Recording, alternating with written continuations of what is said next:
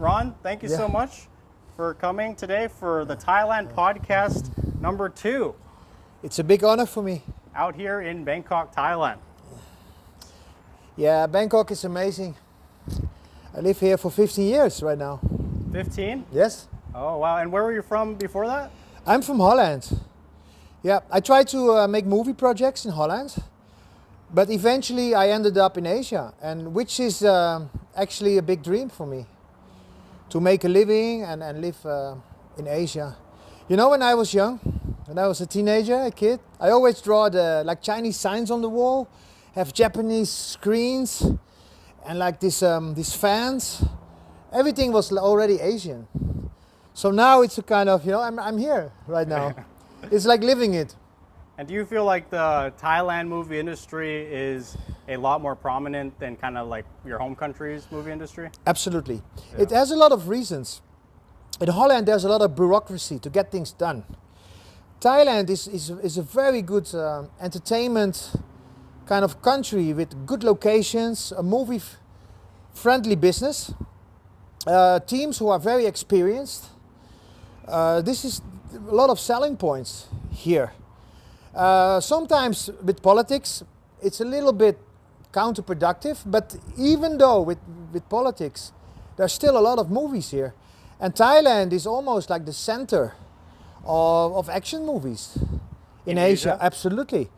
Absolutely. And we had some great years like 2009, 2010. We had dream teams of stuntmen here. A lot of movies, you had to choose which movie to play.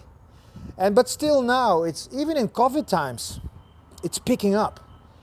Even in COVID times, we manage with the teams, this is some inside information, to still make movies happen, which is not possible in Vietnam or in Malaysia or in Singapore.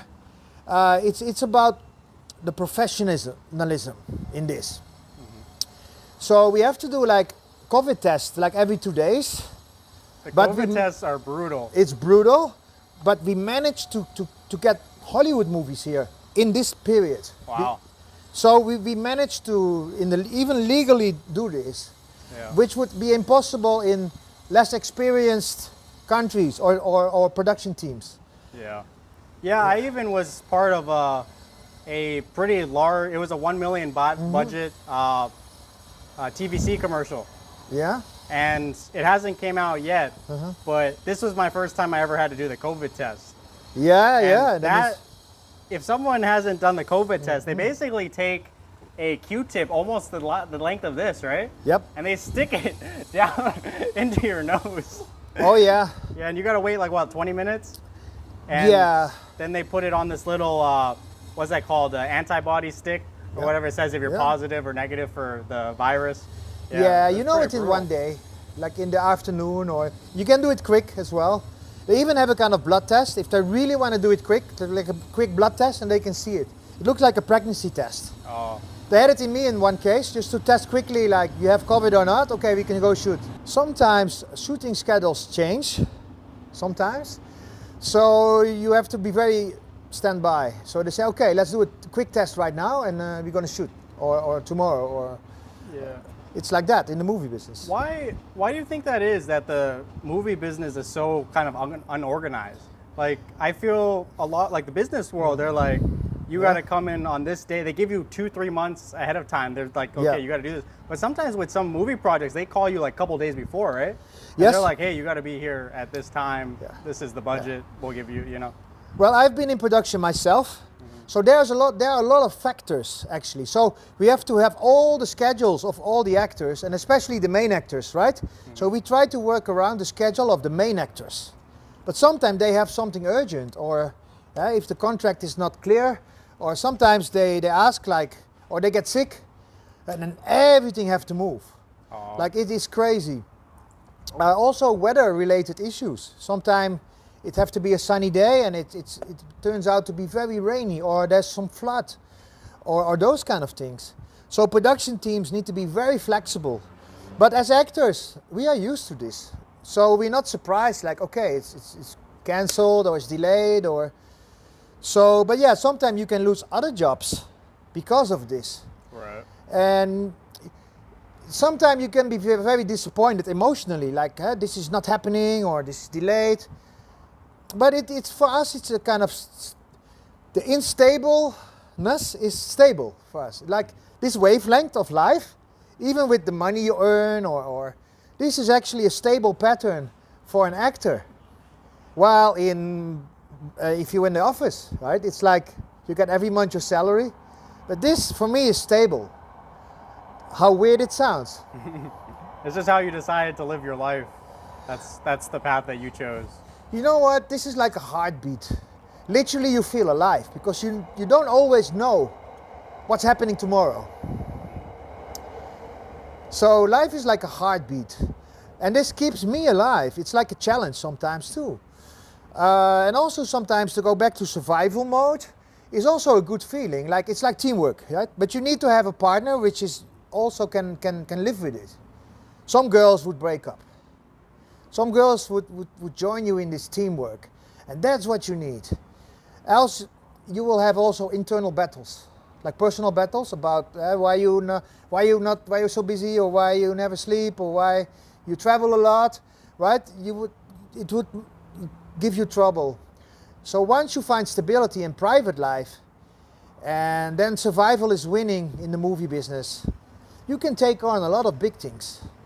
And this is a kind of success formula for the movie business. Like have a stable private life, and the unstableness, you just deal with it.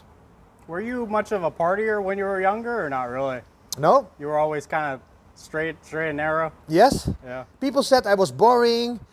I didn't go out. I said, no, I want to play movies. Even when I was 16, and I even heard people talking about me behind me. Oh. Like, oh, this guy is so boring. He's never going out. He talk about movies. He has fantasy. I heard the conversations. I was like, okay, I'll stick to it. I had this weird call. Like sometimes you have this call inside your mind, like where you have to listen to. This gives you this weird energy, like this is something I have to do. Right. It's this call, listen to it. I know what you're talking about. I want to tell the audience, guys and girls, listen to this call, because there's something to it. And when it happens, it's like, you see, it is your call. Listen to it. It's my advice. And I tell other people too, and they do it, they listen to it. So when you connect the dots, what you do in life, it becomes a line, and it all has a reason. Even maybe while you failed something too, while you failed the test, while you didn't get the office job. I didn't fit with it. It is not my personality. So I got fired, and I thought about life more. And then one day my uncle said, Ron, maybe you're not fit for office. Maybe you should just make money what you're good at. Movies. Or you just become an actor. Make money with your martial arts. And this was an uncle which all his sons were very office. And he told me, you shouldn't do that. Follow your dream. And I was 17 that time. And then I started to realize, if my uncle supports me, why not? And then I had another friend with a lot of fantasy. He said, Ron, you're going to be the next Van Damme. And he had a lot of fantasy. He just keep putting that in my mind. And we started to live like that. Even before playing movies, we started to train like it. We make videos, like we are like fight scenes, like movie scenes. Yeah. And this guy brought me to local gangsters. Believe it sounds like a movie. And he said, then there were tough guys with knives and stuff. Yeah. Said, look at Ron. This is going to be a new action star. Ron, do the split. So I was used to do it cold, the split. Hold your leg. So I had to do it instantly in front of an audience, which were quite tough. So I got used to the audience, used to perform. And it just changed my mindset. Like, you don't need to be shy for anything. Just do what you love, right? And I think that is your purpose in life. Like, if you have something you like do podcast or present, share with the world, that is what you should do. And right, we do it right now. Yeah, I totally agree with everything you just said, because when people who are really successful in their field, most of them would do it with or without the money. You know, oh, absolutely. Like most of the time when you have money as your main focus, some people are successful when they have money as their main focus. But usually there's a difference between happiness and being rich also. I think the highest form of monetary value is your happiness and your time. Yeah. My personal opinion, I think those are the two most important things for everyone is happiness and time. Well, I think you're right, because you can track back. So people make money. What do they do with that money? They buy happiness and they buy time, right? They buy a holiday. But if you already do all the time while you're happy at, you have a full time. Right. Basically, it's a kind of holiday because you love what you do what you love. You look at the clock. So people buy 2 weeks of holiday, but we basically have it every day. Right. If you really do what you love. And we even work more because we like it. I'm editing in the night. I'm recording videos. I do research. We're shooting on real shootings. It's just life, basically. And it's very, very entertaining, and it's a big adventure because not one day is the same. Yeah, and you got to come out with like an autobiography or something like that, because you've lived a pretty interesting life. Like when you look at other people's lives, you think it's interesting, right? But when you look at your own life, you're like, oh, it's not interesting. But other people, like even some people have told me like, oh wow, my life is so interesting. But I'm like, it's not interesting at all. I think it is. Your life is interesting. What you're doing. Thank you. But sometimes you never think that yourself is interesting, right? Like you've lived your life, you never really think like, oh, my life was interesting. Yeah. Well, I just notice it and realize it when I call my parents. Because for me, I'm used to it now. But I call my parents like, hi mom and dad, like, how are you doing? How was this week? Well, the same. It's the same. I said, well, I have a lot to tell you. Like this week, I double for Russell Crowe. I, have this people from Hollywood calling. I'm editing. I'm shooting with my son. He's also into fight scenes. How old's your son now? He's almost 10. Oh, okay. And he wants to become a director. I said, let's train. He said, Papa, can I be behind the camera? Oh. I said, you know what? If he likes to do that, you're going to be the action director. I said, Papa, can I be action director? You're going to be action director. And now he's like, ready and action. And then with this, this kid voice, it's so beautiful. That could be a perfect combination. You could be the star of the movie and he can be the director. He's shooting me and I ask him, follow this path and a little bit the angles and you do it your way. And he's getting it. When I imagine, like, when I see your look, I imagine you doing like a movie like John Wick. Like having you be in a suit, because I've seen you in a suit. You look very professional in a suit. And I could see you being like some kind of like bodyguard, or maybe like you're a bodyguard for like a really rich girl or something like, something like that. That's how I see it. Or maybe you're a hitman. I don't know. I kind of see you as kind of like I could see you as like a kind of a similar character to John Wick. You know what I mean? That's awesome. To be honest, I always love like Dolph Lundgren, Van Damme kind of types, John Wick. Yeah, so I love that movie. John Wick is kind of awesome. Mix. Yeah. I like it too. Yeah. That was one of the only few movies that my girlfriend actually watched with me. Because usually our movies are so different. But John Wick was a movie that me and my girlfriend could watch together, and she actually enjoyed every. They have 3 parts, right? Yeah, that's part 4 is being shot right now. This is important that also your girlfriend, likes to watch it, because when you make a choice, like watching what movie we're gonna watch, and the girl doesn't like it, right? It's a big point.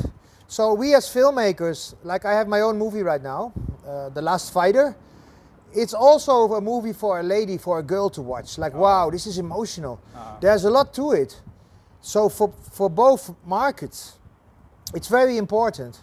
And it even adds, even when writing the script, I ask my wife or some girls, what do you think about this? Is it enough emotional value? And my wife said, oh man, girls are gonna melt when this happens in the movie. This is amazing. Maybe you can add this. Because men think different, right? Right. You need a girl's opinion sometimes to give these things you, as men, cannot think about. It would be too manly, it would not be real. Right. So it's good to listen to opinions and add that. It's great. It's to think like that. But yes, I always play the bad guy for like 23 years. Now my hair is a little longer, and I always saw myself as a good guy. Sometimes you need to think big. But that means also you are the main guy, so you need to be able to carry those parts. So acting-wise, you need to be able to. And I a little bit underestimate the acting all those years. Not now though. Which I can recommend if you want to do acting or action actor, don't forget the acting. Because you get what you can carry. And if they think, oh, that guy can just fight or he's overacting or something, you become the angry bad guy. Or just become a bodyguard or something. But if you can carry more from the inside out, and it comes with age as well, you're gonna get those parts.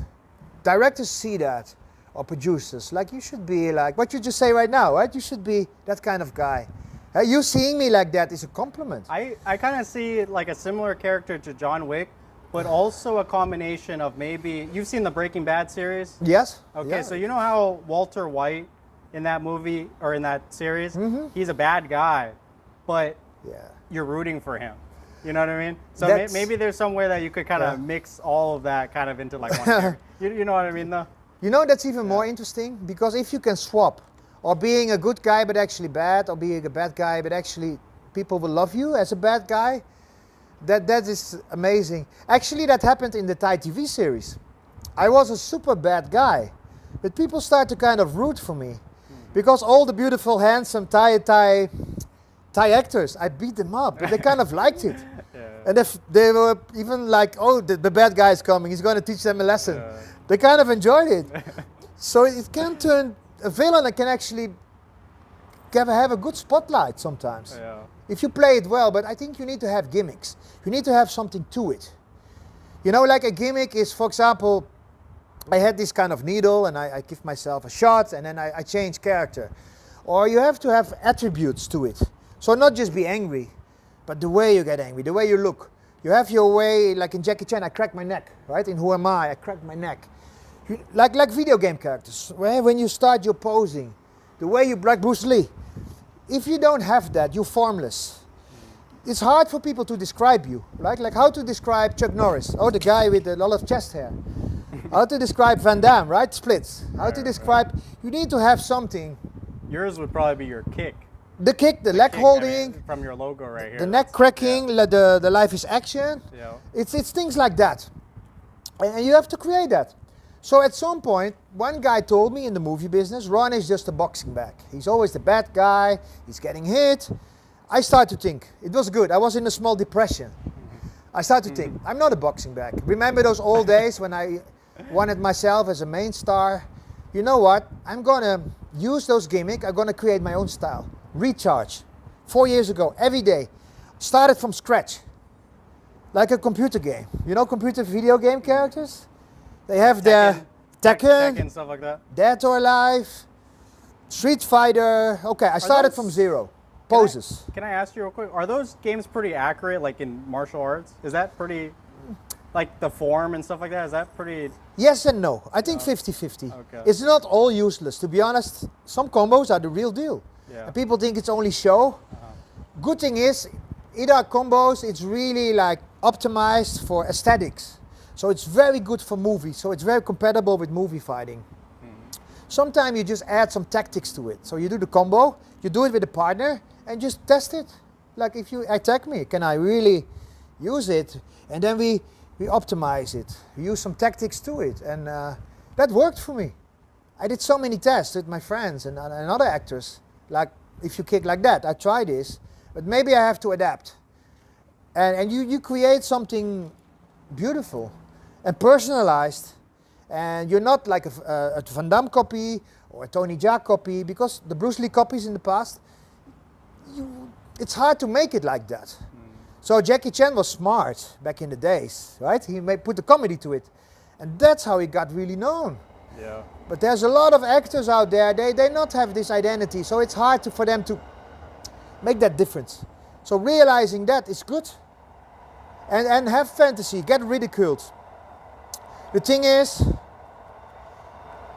if you create yourself and have your own style and think big, the problem is you're going to get ridiculed. But look at Tesla, right? Like Musk, Elon Musk. You're going to get ridiculed. Bruce Lee got ridiculed. The whole Kung Fu community wanted to challenge him, right? Elvis Presley, they destroyed his records. All get ridiculed, but that means you're up to something. So getting ridiculed is a confirmation that you're doing great. You just have to resist it. Not resist it, use it to keep going. Yeah. But a lot of people would quit, like, oh, people joking about me, right? I'm looking funny. No, think big. Do it. You only have one life. Really, you have to do it. You only have one life. Yeah. You can't fail following your heart. Right? You even live in your own bubble, it's fine. And after many years, people start to see, actually, it's quite working. It's quite okay. Then you get your first part. Now I had someone, people have ridiculed me, even stuntmen in Thailand, they made a video about me. Like, oh, game style and like the same moves. They made a video about me. It's not, they not put my name there. It was some funny stuff, and that happens in the movie business. So I have to be honest with the audience. This happens, expect it. But now a company from USA called me. I like Recharge. I like your style. It's different. You want to put this in our movie? So hopefully next year I'll be in USA. Oh. Yes, it's real. Yeah. It's a real story. Yeah. So how beautiful can that be? You have to be different is sometimes good. So I have a T-shirt. It's called "Be Different from the Different" to make a real difference. Yeah. So right, we are different, right? Playing movies and doing stuff. But there's already a big group doing this. So to make the real difference, we have to be different within the group also. Right. That is the real margin. That is the real difference. You're gonna be different from the different From the people. different. Yeah. That is the difference. That's what makes you unique. Yes. And I would even say like one of a kind. Yes. Probably. Yes. Yeah. And of course, you're going to get ridiculed. That's a side effect. But it's a kind of compliment. Like, yeah, I'm different. It's okay. And you are different. When I first came to Thailand, some stunt guys were looking at me because I just kept training on set, and people are like, who are you? You know, like, who do you think you are? You think you're going to be some kind of superstar or something? I said, why not? It's my dream. You don't have a dream? And they were kind of laughing, haha, like, you think you're going to be... I said, if you don't have anything to believe in, or if you not have this vision, you will always stay what you are. You always be an extra. You always be at this position. And look at them right now. They still do the same. So, yeah, it is what it is, man. Like, stand for who you are. Yeah. And one thing I wanted to share real quick too is we're both kind of in the entertainment industry. Yeah. We kind of took a little bit of a different path, but one thing that we both have in common that I think we need to mention is that your life could literally change in a day, because everything could seem like everything's going downhill, downhill, downhill. Like, for example, when I first came out to Thailand, I wanted to do a lot of like modeling and stuff like that. I was getting a lot of like, low paying jobs, kind of extra stuff in the beginning. Yeah. But just recently, I've been starting to get like main roles in TV. I got a main role in a TVC for a pretty large Thai company. Yeah. And so that was just like shocking to me, because I was like, everything was kind of like down, down, down, and then all of a sudden it's just like this, right? So I think that's something that we have to kind of mention too, is that just keep being persistent. Just keep pushing. Yeah. Just keep pushing forward.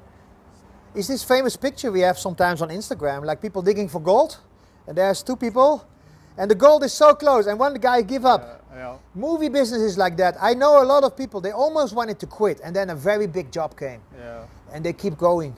This is reality. Persistency is a big winner here, and you just need to keep going. Because what happened? There's no other option. Even Stallone says it. There's no plan B. Right. Some people say, oh, we need to have a plan B, and no, there's no plan B. There's only A, and there's no other way. And it also is important to enjoy the journey. Yeah. And not feel so much locked in on, I have to achieve this like now. Yeah. It's good to give yourself goals, but you should also be happy the way there. Yeah. Not be miserable until because if you always live like that, like, I'm going to be miserable until I hit this goal, you never know when you're going to hit that goal. It could be a month from now, or it could be 10 years from now, right? It could be try to enjoy the journey as much as you can. I think so. I can confirm that. I also think people have wrong goals sometimes, or they don't define their goal well. To live like this on a daily basis, to train, to teach others, to share our love with the audience, to be on movies, to live this adventure is already a goal on its own. We set ourselves free from a kind of, sorry to tell you guys, enslavement of the system. We live a little bit different, right? We live in this kind of different life. That is already a goal on its own.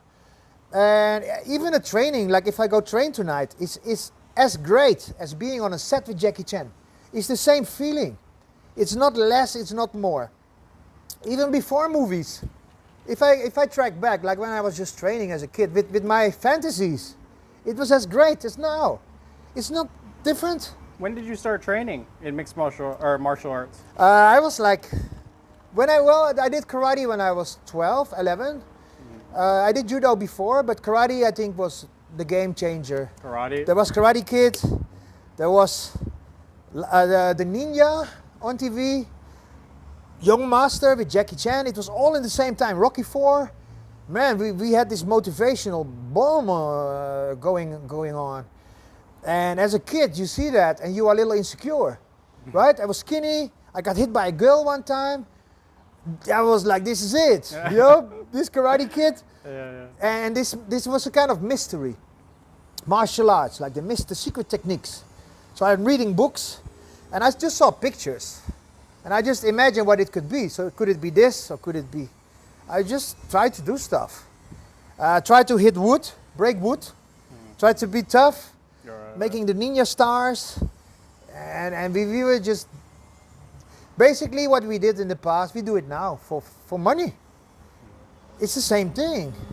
So it's just the same thing. We just adults, we still have this inner child in us.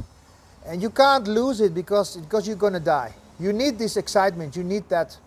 Even we don't always show it to be professional, right? But inside we kind of, okay, you know, we're doing it. What was it like working with Jackie Chan? To be honest, it's a little bit stressful. Yeah. To be honest, you wouldn't expect it. You would think it's going to be amazing, right? It was amazing in the form of learning. But it's a lot of pressure. And big production, right? Oh, that was a big there's deal. so much money going on. Yeah. Jackie Chan is very demanding. It's a lot of pressure. And the whole crew is a little bit stressed. So you're going to pick up on that. I just lost my job. I lost, my girlfriend broke up. I don't want to blame anyone, but I had pressure and fighting someone like Jackie for your first movie. Oh, that was your first movie? First movie ever. Oh, I didn't know that. It's like doing a GTA race without having a driver license. Yeah. It's like that. Yeah. Really, it's like that. It's so much pressure. So when they were eating, I was in the toilet, like remembering the combos. If it was after lunch. But the thing with Jackie is, and with American movies right now, they have workshops in American movies nowadays. So one day before, you're going to go through the choreo. You have time to rehearse. Jackie Chan is not like that. Even Scott Adkins say that. So, okay, let's do a combo. 1, 2, 3, 4, 5, 6, 7, 8, 9, 10. Let's do it 50% speed. Let's shoot it. You're still like, wait a moment, right? You have to remember. Yeah. Jackie Chan is different. He's not like Van Damme or like Western fighters. He has this rhythm. So, bam, bam, bam, bam, bam, bam, bam. So you have to do it in this rhythm. Remembering your acting all in one. So it's such a challenge that after Who Am I, every movie was kind of more easy. Because So it you're was used to almost so good. much pressure. It was almost good that you started at that Yes, level. I right? learned the hard way. So I'm thankful for that. Sadly, there's a documentary showing like, oh, this guy had some trouble with doing his first movie. But actually halfway the fight, I picked up really well. And I got this rhythm. Sadly, they didn't show that in the documentary. So they used it to make Jackie Chan look great. Yeah. And look me a little bit funny. But, you know, you have to move on. And I'm thankful that I experienced it. And so I had this kind of goal, like, this happened to me, but now I want to have so much experience that this never happens again. I want to have so much experience that I can resist every superstar. I can adapt. So I was lucky to fight with Tony Jaa, with Yeah, Van I was Damme. going to say, you worked with Tony Jaa too. Yes, like Yeah. 3 times. Yeah, He yeah. kicked out my teeth one time. He kicked my neck. He hits you for real, right? Oh yeah, Tony but Jaa. I like that. Yeah. I like it. Tony Jaa is a Oh, you lost one of your teeth to him? Well, he helped me a little bit. It was a bad teeth. was in Tom Yam Goong. He did this like a cork, Yeah, kick the moon twist on my face. He said, "Are you So they okay?" if actually saved you money to not to have to go to the dentist. I see it like that, you know. And those are kind of souvenirs, right? Souvenirs. Yeah, yeah. Every time when you brush your teeth, you remember Tony Jaa, Yeah, right? yeah, It's yeah. good stuff. Yeah, like you have some injuries, and that is just, it's part of it. It's like when you play football for 20, you're gonna have injuries, it's part of it. When you do wrestling, your ears are gonna change, right? It's gonna Yeah, be the like big cauliflower. Cauliflower. Yeah. This is part of it, we have to accept that. And it's okay, you know, it's when we old, we look back at great adventures. That's what you said before, like enjoy the journey. Yeah. And getting hit by Tony is part of the journey. Jackie, you know, tried to teach me, was part of the journey. Van Damme, Seagal kicked me in the balls. It was Oh. part of the journey. Seagal's huge. Oh, yeah. Isn't he huge? He's huge. Is he bigger than you? Yeah, he's taller. And he's a big guy. Because you might not be able to. But you're. What are you like 6'2"? I'm 6'2". He's like probably almost 7 or something. But you're about 220 pounds, right? 200 pounds. I'm about 100 kilos. How much is that in pounds? You know. Is More it- than 200, 210. He is about, I think, 120, 130. He's big guy. kilos. Kilos, yes. Oh wow. And people said they talk like he can't fight and he's fake. Believe me, He can fight. if he grabs you, you can't escape. And that's one thing that I don't think a lot of people realize Yeah. is that I'm about 75 kilos. Mm-hmm. No, I can't do anything to you. If you try to take me down, I can't, just because of the. I mean, of course, the skill difference. Yeah. But I think it's very important that people understand that if someone's way bigger than you, Yeah. it's probably not. It's not a good idea to mess with those people. Yeah. Okay, well, that's a good thing you said. Like, Yeah. for me, actually, I like to fight bigger guys because sometimes they are slower or their stamina and endurance is less. So, you know, I know some big guys and they look very intimidating. If you punch them a few times, they will cry like a small baby. Oh. And they can even be bouncers or I know. And they are sometimes, they look tough, but inside they are scared. You can see it in the eyes. But of course they have weight divisions, right, in MMA. Right. So if it are trained fighters, be careful. But my friend is Mark Stas. He's like, he did his own style, wing flow. You said he's only like 5'9", right? He's 5'9", man, Yeah. and he's a scary guy. You He told might about beat him. me up. He Yeah. might beat me by hitting like my knees and vital points. Very tactical. But you need a lot of practice. Right. It's not like without that it would be hard. But if two people are, let's say, in a make-believe world, right? Yeah. Two people have the exact same skill level. One guy is 200 pounds. One guy is 150 pounds. The 200 guy is going to win pretty much every time, right? The chances are bigger. I never say no because you always have the lucky shot or you always have the skill shot. Like for example this here, there's some nerve points. And you Okay. can hit here, you can knock out someone. Right here. Yeah, so if one is just, you know, even with the same skill, like hits over there, you can knock out somebody. Of course, people have good defenses, but it's possible. So you never say no, but of course it can be 80-20 or you can kind of see, I can kind of analyze people sometimes, like the way they're standing. That's a martial artist, you can see. Just by the way they're standing. Yeah, mostly the people who are very cool, be careful because people with confidence, they don't need to bark a lot. People with big mouth or try to pose a lot, they are mostly the people who fight the least good. They're also sometimes the people that focus more on getting a lot of muscles, right? Yes. Because that's kind of the first Yeah. intimidation factor, right? Yeah, but Being they'll be big. slow. Yeah. Like these guys who are always pumping and stuff. Like in my case, I can be big, but I don't want to be too big. I still want to be fast. Because, you know, there's this formula like speed times weight is power, right? So, but if you not have the speed, but only the weight, you can intercept it. It's slow, yeah. And people getting tired quick because all the blood have to pump in your body. So in my experience, I had to fight some like big guys and sometimes some bouncers came to join, like the free fight back in the days. And they are like, you know, like they actually want to beat me up. At the end, they're gonna have a hard time and they're getting angry. They cannot accept it. Like, oh, in real life I would beat you or something. I said, oh, go for it. It's free fight. Yeah. Yeah, I was skinny that time too. So there's a lot of factors. I think endurance is a very good thing. Like if you can resist the first few punches or dodge, endurance can be a winner to keep going. And the guy is getting tired, and you know it can make a difference.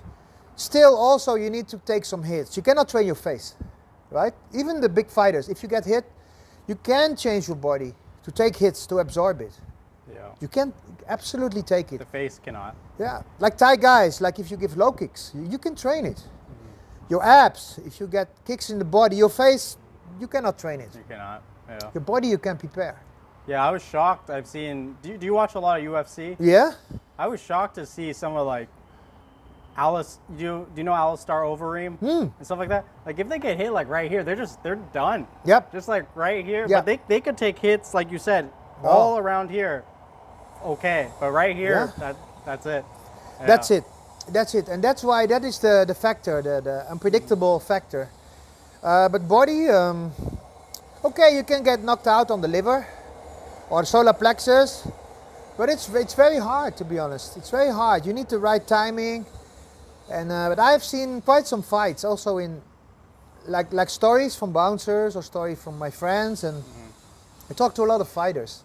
So you kind of hear those things, or people who have to like police guys who have to catch people, right, with locks and stuff, and in real life, people with knives and all this stuff, and so you Have kind you of ever make your been- conclusion. Have you ever been stabbed? Ever? I had a guy in front of me with a screwdriver, Oh. and he was hiding it, Oh. and it is such a weird story. It was me and my karate partner. We are both black belts, and I was protecting another guy. And my friend was there, and he said, "Be careful! He's having a screwdriver." And my friend got scared of the guy. I wasn't scared. I'm always kind of prepared, like the way I'm standing. I'm not like this, but the way I'm standing, I can, you can prepare quick. But the thing is, he felt I wasn't scared for him, but my friend was scared. My friend started to run away from the screwdriver. So the guy, like he picked up on it, and he saw my friend running away, so he ran after him. It was a weird situation.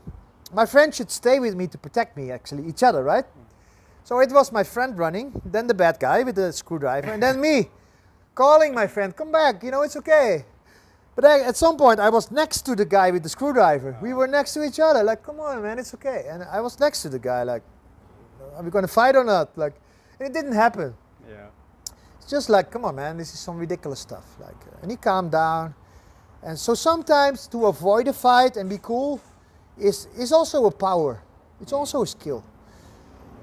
Because there is this spiral of aggression, right? And if you can turn that down by staying very cool, you will all have more overview. So if you turn into rage, you can also lose overview, and it's good sometimes to stay cool and to have overview in the whole situation. There might be another guy with also a knife, right, behind you, or right. That's what real bodyguards they always watch. Like, or they have a strategic position where they're standing. Remember that video I sent you about the fake hand? Yeah, oh, beautiful. was That's cool. a good example. That was cool. You should right? show it to the audience, like a Yeah. bodyguard with a fake hand, and under there he had a gun ready. Yeah. That's professionalism. So his left hand was fake. So Yeah. he was wearing a suit, right? So we can kind of explain it. So you could see his right hand was real. There was a person to his right. So the gun must have been facing like this. Yeah, right, like right that. at the guy's face, Yep. right? Yeah, but he was holding the fake hand with his right hand. So he would have been like this, right? Angled like this. Yeah. Yeah. That was wild. Oh I've yeah, and never he can seen just that shoot before. bam like that. We should remember that for if we want to put that in a movie or It's something. great for a movie. So those practical things actually Yeah. being used in movies and stuff, like James Bond or all those things. It's from real life things. And as choreographers, this is great stuff. Yeah. Yeah. What's some of your favorite movies? Like top 3 favorite movies? Well, as martial art, the problem is nowadays in action movies, if you talk about action movies, there's not so much heart in movies these days. I don't know why. So all these movies in the 80s, like the Rockies, the Training, Bloodsport, it's a little bit missing now. And like John Wick is great in those movies. sometimes the kill rate is so high and people not getting hit too much. So it doesn't motivate me as a fighter, like to really train for stuff. Sometimes it's more a showcase of shoot, somebody's dying. A next guy in a black suit, boom, and then throw, he's dying. Right. It's a little bit too easy sometimes. It's a showcase. We want to have resistance, like Rocky against Mr. T. It's just one versus one. Yeah, Rocky against Drago. Or it can be a gang fight, but you need this pressure of the hero almost losing, like real pressure. Bloodsport, Van Damme versus Bolo. I haven't watched that one. Oh, like It's good. the good thing is it's real matchmaking. Like you don't know who's gonna win. His opponent is a scary guy. That's what you What's need. the movie called? Bloodsport? Bloodsport. Yeah. Okay, Oh, I guys, gotta you should watch watch it. Yeah. The thing is, I believe there's a kind of unconscious concept in movies. It's good to listen to this as a filmmaker. See, it's also in Star Wars, like with the troopers. Like there were these skinny kind of bots. I forgot their name. And once you shoot and zap them out, one of them, unconsciously, you already beat the whole army. So I call it the guys in black suit effect. Mm-hmm. So once John Wick or whatever defeats a guy in a black suit, the next 2-3 guys running in, what's going to happen. They're gonna die. Yes. Now that's the good thing of 300. And that's why 300 is kind of interesting. You know why? They came first, 300, right? The Spartans. Right. The normal army. Okay, then They get destroyed. defeated. Okay, then the special ones are coming. Yeah. The elite, right? A few of them die, right? Yes. When the elite yeah, ones yeah, come. yeah. A few of them die as well. So they're getting thinner. Now they're not 300, they're like 250. Exactly. Right? Yeah. Then the elite is coming. Yeah, Okay, yeah. okay. They have some trick. There's a build up to it. The too. build up. Then Yeah. some kind of monster. Some kind of guy with a very Oh, big cleaver. Yeah. Then some guys throwing bombs. Like it's always a new, bigger opponent. And that's smart. But if it's always the same, be careful. Like, and that's a good concept to think about. I think that, to summarize, that would be raising the stakes. Yeah. So we start out, we know right away the 300 are going to destroy these people because these people are not armored or anything, right? Yeah. The next one, we're raising the stakes. What's the guy's name? I think they were the elites or something. No, like but what's the guy, the king? What's his- Leonidas? No, the other king. Of Oh. the Persian army. The huge guy. Yeah. Remember? Yeah. So he gets mad and he sends like the more elite people, right? Yeah. Yeah. So Yeah, the god kind of guy. I know who you mean. you know who I'm talking about. Yeah, on the big throne coming. Yeah. People had to bow for him. Yeah. Yeah, and he get angry and then sending the other troops. Yeah. Oh, that's amazing. Yeah, but that's, as you can see, like each level is raising the stakes. Yeah. And then at the end, we know what happens at the end. But Of course, and not without the scars. Like I think the main guy, he doesn't make it.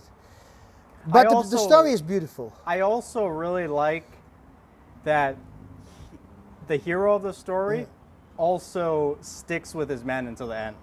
I think that's really. And one thing, did you ever follow kind of like the Shogun Samurai time? Do you follow all of that or not really? Well, there was this old Shogun series, but that was in the 70s. I don't know about that, but Yeah.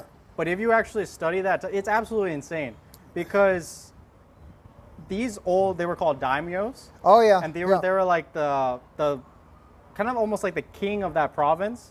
You know how we have like Thrang- governors or something. You know how we have like Thrang and Phuket and Yeah. all. Yeah. So back in Japan, they used to have like all these. They used to have so many warring tribes with each other. Yeah. But these daimyos, who would be considered kind of like they're super rich. They have all the gold, all the girls, all the land. But they still go into battle with they're on the front lines with their men, going into the battle, and a lot of them die. A lot of them die with their men. They have that honor. That's insane. And That they- was in like the 1600s, I think. Wow. And if they fail, they even commit suicide sometimes. Yeah, but just imagine that, like if the president goes into that doesn't happen these days. But it's just kind of crazy how that time period. I mean, what I'm trying to say is that it's so.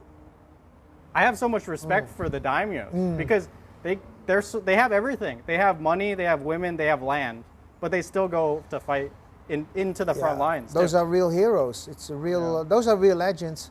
Yeah. Well, they have to give the example. Now it's the opposite, as you said, right? The president stays behind, and they send young people to war, and it's easy to talk, but they give their lives for it.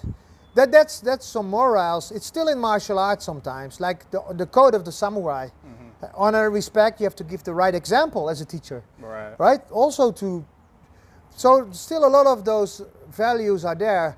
Actually, I studied about samurai, so it's good you mention it. Yeah, there are also ronin, right? Like only warriors without master, like the When ronin. the master died. Yeah, when the master died, the Ronins. it's an amazing mindset. Most of the Ronins, they become mercenaries, right? Yeah. They just get paid. They'll fight for whoever pays them the most eventually, right? Yeah, Sometimes. Yeah, it's a little bit like the Thai stunt business sometimes. Like the guy who, they're loyal to the ones who pay the most, but that's life, you know. What, in your personal opinion, what country do you think pays the best in terms of like the movie business? Okay, that's a good question, and you will not expect what I'm going to say right now. Okay. You think maybe America, US is good? US is good because you get royalties. So you, for example, you do a stunt on a Tron or John Wick, you're going to get money for after the movie. You're going to get royalties. You're going to get a paycheck because they have like a Screen Actors Guild. Like they have these guilds which protect the actors, and this is rules. Which is good. Which is good. Okay. If you talk about daily rate, don't be surprised if I say that in Bollywood, India, or China, you can almost get the same, or sometimes even more. Now this is weird because you think Hollywood is, of course if you are a big actor in Hollywood you're going to get a high rate, but also in China. China rates are going out of the roof these days, and now the government is trying to They put a cap now, right? Yeah, they try to, you know, to break a little bit down on that and catch some people. But China is amazing. Like you can make 5 times the money you can make in Thailand in a movie there. Working for a Chinese movie or an Indian movie? Yeah. So you're saying that India and China have a lot of power and a lot of budget for Yes. the movie industry, The right? budget is crazy because they have a big market. But the U.S. might be good if you want to get royalties, right? 'Cause Royalties. you might be able to get that residual income coming in. Yeah. And I think that's something that's really important too that we have to mention is if you can choose between just getting a one-day fee and the royalty, I say almost go for the royalties, right? Yeah. Yeah. I know some stunt guys, they do a lot of good stunts, cool stunts, like on John Wick or whatever, but you don't really see their face too much. But they're rich, they have cars, big houses, they laugh about their royalties, like they don't need to, you know, they're kind of set up for their life. Right. And here, because you don't have that, you always need to keep going and keep working. You can make some good money, but again, it's like this. Right. Those royalties keep having the income coming. It's a little bit like you have your YouTube channel, right? Like you keep getting money every certain time, because every time they sell the movie, right, it's another payday for the producer. So you're gonna get royalties from that. Yeah. But in Asia, it's not protected. Like the actors, there's no guilds. So that is the thing. But in absolute money, like say 1,000 US, right? You can make that in China. You can make it in Bollywood and you can make it in Hollywood. Those kind of rates for some good paid jobs. But then the royalties makes the difference. Right. Yeah. I almost feel like in Thailand, it's more protection for, it's better for the producers and the companies, right? Oh, absolutely, because there's no guilds Right. who protect the actors, so producers can sometimes get away with stuff. Right. Or even if some big accidents happen, in America you can sue them for life. Yeah. And sometimes in Thailand it's like, okay, see you next time, next project. But Right. you are like, hey, wait a moment, Yeah. you know. And India, especially India, like They don't have any rules, right? it's terrible, you know, with safety and stuff. You're not You've gonna done cover some that. crazy movies in India. I saw some of your reels. Yeah. They were pretty crazy. They were Yeah. really good. They improved a lot. The Yeah. Indian production is way better than it was like 10, 20 years ago, right? You know what is the great thing? Actually, Thailand helped a lot with that. Oh. So they hired a lot of Thai coordinators, like JICA stunts, and they kind of made awards for the Indian action industry, like to design big fights. They're more organized. India has a lot of fantasy. Like there's a car spinning in the air, and Like while seven spinning, you're gonna times. save somebody from the car. Like people are flying forever. It's funny stuff. and they take it serious. And India audience believe that the hero can do that stuff in real, right? They are like this is our hero, right? And so there's a lot of South Indian heroes, and they don't even know each other. There's so many heroes, like oh, I'm from this province, right? He's the hero from this. So Bollywood, the North, is a little bit more serious when it comes to production, like bigger movies. The South is a little bit wild. It's a little bit Wild West, to be honest. But they also have, even there, they have a big audience. If you're a hero in South, you're gonna make a lot of money. They make some big money. Oh yeah. I know some. I don't know them personally, but some Indian superstars, they're like getting close to $1 billion, right? Yeah. Like, because there's 1 billion people in India. If you just get $1 from each person, right? That's like $1 billion. Yeah. Yeah. Yeah. So, what's the future? Are you focusing now more on, is it on writing, producing, or do you still want to focus on acting, or is it kind of a combination of all three? You need a combination to empower itself. I still have the dream of become in front of camera, become a good guy, and that's actually working out really well. I'm very happy I stick to that. It's also easy to disappear in jobs like side jobs or jobs which are kind of similar, but you can disappear into stunts and become part of a stunt team and only do that. And then you forgot about you being in front of the camera as a main actor. It happens to 80% of the guys. It's a trap. Because when you're getting comfortable with safety in this business, you kind of fade out. You become part of a team. Right? And you keep making money, your wife is happy, this and this, and you kind of lose it, the big dream. Or you become a coordinator, you make money as a coordinator, but your real heart, your real dream, if you ask yourself, you wanted to be that guy in front of the camera, right? So sometimes don't give up on that. And people say, oh, Ron, you're getting older. I feel I'm getting more character. I can carry things more. Look at America and Hollywood. Like the actors are older too, and they do stuff. So sometimes to stick to that and be rare for your age is the selling point. That is the selling point. To be different for your age. If people said, oh, you can't do it, that is the selling point. It is the selling point to still do those moves for this age. So yeah, be careful for those traps. That's why I said you have to be different from the different. You have to still make a difference within the industry you are. To keep the fire. And that is the challenge, to keep you challenged. No, I want that. And that makes a difference. So always keep that fire. Like, no, I want to be standing out in that because I really love to show that. And also, it's not about showing how good you are in this business. It's a big mistake. Let's look at Instagram, right? All these videos, I can do this, I can do that. It's almost demotivating of all the people showing all their tricks. It doesn't motivate me. What motivates me is the heart behind it. To give this message to the audience, to motivate people. It's not the trick and pony show all the time. The pony and trick show, I don't know how you call it. It's not only that. Like I know some guys, they literally like this all the time on Instagram. But the problem is it's too many of those right now, right? There's too many people doing like this right now. You can't tell the difference. So they're all the then same. it becomes, yeah. So you have to make a difference from those guys because it's too many like that. So how can I be different? People told me, you have to do MMA. How many people are doing that? I don't want to do MMA. I'm going to do my own style. Because so many people doing that, I can't make a difference there. I'm going to do my own style. I call it recharge, like recharge yourself. People say, oh, recharge? Yeah, recharge. And now people like it, slowly. So if a lot of people are doing it, it doesn't say it will bring you to that what you want. So have your own vision. Give it your taste. Give it your gimmicks. Give it your heart. The way you put your heart in it. Let people feel it. Be honest. Like, guys, this is what I want. Yeah. And then it might motivate people. That guy is a rebel, you know. I like that rebel. He's a rebel. He's different. Yeah. Like even Conor McGregor, he's a rebel, right? Like he's kind of different.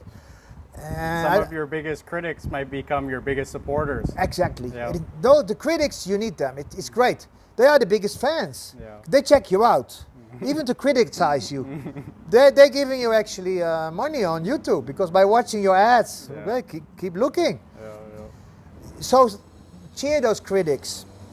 because they're gonna find your weak points, and they're gonna even point it out in their YouTube videos. Like, oh, there's some guy thinks he's like this and that, and they mean me. So they are the most honest people. The critics are the most honest ones. So take them serious in a way that you can learn from them, because sometimes some friends will not tell you, hey, you suck, or you should more work on your smile or something, or they will not tell me. But those guys say, oh, Ron never smiles, or Ron, you should improve this or that, or he always like blames others, or and I'm learning from that. Yep. So it's good to just listen to those voices too, but don't lose your motivation, right? Make them put you on fire, because it is not people getting confused.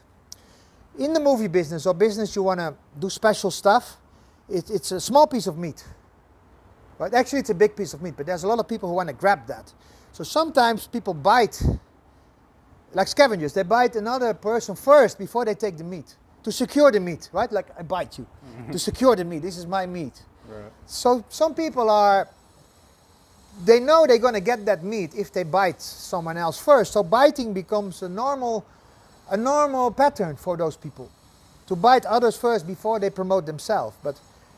But they lose heart because they become a little bit corrupt inside.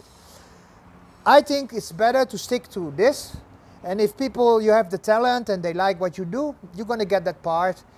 And I have had people on set like try to be in a position like we are like 8 guards, actors, with a small role, and some guys try to be in front, like the camera's there and they were so busy in getting this position. The director saw it because there's monitors, right? There's cameras. He said, like, what's this guy's doing? And the best thing is just stay in character, live it. And then I was somewhere behind, and the director came to me. I said, no, Ron, stay in character. The guy from Expendables, the director, what's his name? I'll get back to his name. But he said, I want you to be in front. You have this look. I want you to be in front. You into it. Like, come here. Yeah. And those guys who tried to do this, they were angry. Right? Like, man, like, who do you think he is? But I'm just in character. I'm just want to be professional. So if you really fight then you start to lose charisma. You start to lose energy, literally. So I can recommend, just believe in your own power. Be confident. So it's the insecure people who will attack you. Yes. It's the insecure ones. The insecure ones don't care. Yeah. They will even give you a job. They're focused more on their own life. Oh! Yeah. Watch the insecure ones, exactly. The secure ones, they will even help you. Yeah. Like, hey man, maybe you should work a little bit on this. You're going to be fine, right? They're going to support you. The insecure ones, like, maybe don't do this. Or maybe they give you the wrong advice even. It happens. It's a very manipulative business sometimes.